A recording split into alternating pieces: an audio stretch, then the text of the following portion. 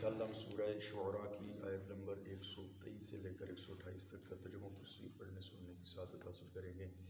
اعوذ باللہ من الشیطان الرجیم، بسم اللہ الرحمن الرحیم۔ کذبت عاد المرسلین، ترجمہ کنز العرفان۔ اور عاد نے رسولوں کو جھٹلایا۔ یہاں سے نبی پاک علیہ السلام کی تسلی کے لیے حضرت ہود علیہ السلام اور آپ کی قوم کا واقعہ بیان کیا جا رہا ہے۔ حضرت ہود علیہ السلام کی قوم کا نام عاد ہے۔ یہ ایک قبیلہ ہے اور دراصل یہ ایک شخص کا نام ہے جس کی اولاد سے یہ قبیلہ تھا، اسی کے نام سے اس قبیلے کا نام عاد جو ہے وہ پڑ گیا۔ اذ قال لهم اخوهم ہود الا تتقون انی لکم رسول امین فاتقوا اللہ واطیعون۔ اور جب ان سے ان کے ہم قوم ہود نے فرمایا، کیا تم ڈرتے نہیں؟ بے شک میں تمہارے لیے امانت دار رسول ہوں، تو اللہ سے ڈرو اور میری اطاعت کرو۔ خلاصہ یہ کہ حضرت ہود علیہ السلام کی قوم عاد نے انہیں اس وقت جھٹلایا جب آپ علیہ السلام نے ان سے فرمایا، تم جس کفر و شرک میں مبتلا ہو، کیا اس پر تم اللہ تعالیٰ کے عذاب سے ڈرتے نہیں؟ بے شک میں اللہ تعالیٰ کی طرف سے ایک ایسا رسول ہوں جس کی امانت داری تم میں مشہور ہے، اور میں اللہ تعالیٰ کی وحی کا امین ہوں، تو تم مجھے جھٹلانے میں اللہ تعالیٰ کے عذاب سے ڈرو۔ میں جو تمہیں حکم دوں اس میں میری اطاعت کرو۔ وما اسألکم علیہ من اجر ان اجری الا علی رب العالمین اتبنون بکل ریع آیۃ تعبثون۔ اور تم میں سے اس تبلیغ پر کچھ اجرت نہیں مانگتا، میرا اجر جو ہے میرا رب پر ہے جو تمام جہانوں کا رب ہے۔ تو کیا تم ہر بلند جگہ پر ایک نشان بناتے ہو، راہگیروں کا مذاق اڑاتے ہو؟ حضرت عیسیٰ علیہ السلام نے قوم سے فرمایا، میں رسالت کی ادائیگی پر تم سے کچھ اجرت نہیں مانگتا، میرا اجر و ثواب اسی کے ذمہ کرم پہ ہے جو تمام جہانوں کا رب ہے، کیونکہ اسی پروردگار نے مجھے رسول بنا کر بھیجا۔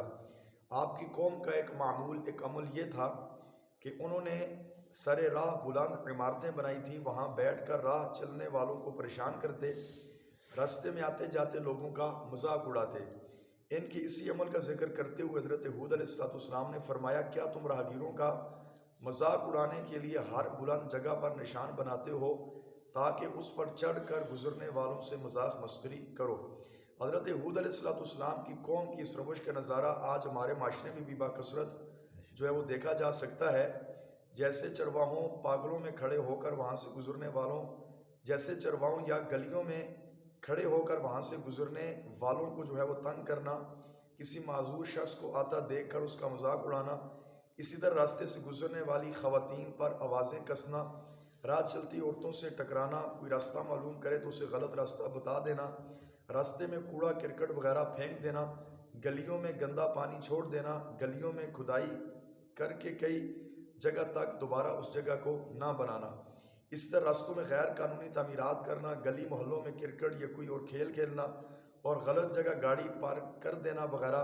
اللہ تعالیٰ تمام مسلمانوں کو ہدایت نصیب فرمائے اور مسلمانوں کے ان حقوق کا بھی خیال کرنے کی توفیق عطا فرمائے۔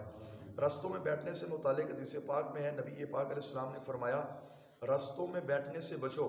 لوگوں نے عرض کیا، یا رسول اللہ، ہمیں راستوں میں بیٹھنے سے چارہ نہیں، ہم وہاں بیٹھ کے آپس میں بات چیت کرتے ہیں۔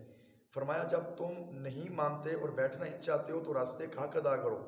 عرض کیا گیا، یا نبی اللہ، راستے کا حق کیا ہے؟ ارشاد فرمایا، اپنی نظریں نیچی رکھو، اذیت کو دور کرو، یعنی راستے میں کوئی تکلیف دہ چیز ہو تو اس کو دور کر دو۔ اس طرح فرمایا، راستے میں آتے جاتے مسلمانوں کے سلام کا جواب دو، اچھی بات کا حکم دو اور بری بات سے منع کرو۔ ایک اور روایت میں نبی پاک نے یہ بھی ارشاد فرمایا کہ فریاد کرنے والے کی فریاد کو سنو اور بھولے ہوئے کو ہدایت کرنا، یعنی کوئی راستہ شخص بھول جائے تو اس کو صحیح راستہ بتا دو۔ اس طرح نبی پاک علیہ السلام نے فرمایا، راستوں کے بیٹھنے میں کوئی بلائی نہیں مگر اس کے لیے جو راستہ بتائے، سلام کا جواب دے، نیچی نظر رکھے، اور فرمایا بوجھ لادنے والے کی فرمایا مدد کرے، اور اسی طرح فرمایا کہ بھولے ہوئے کو ہدایت کرے، یعنی اس کو راستہ وغیرہ بتا دے۔ اللہ تبارک و تعالیٰ کی بارگاہ میں دعا ہے، اللہ رب العالمین ہم سب کو جو کوئی سنا اس پر عمل کرنے کی، دوسروں تک پہنچانے کی توفیق عطا فرمائے۔ آمین بجاہ نبی کریم صلی اللہ علیہ وسلم۔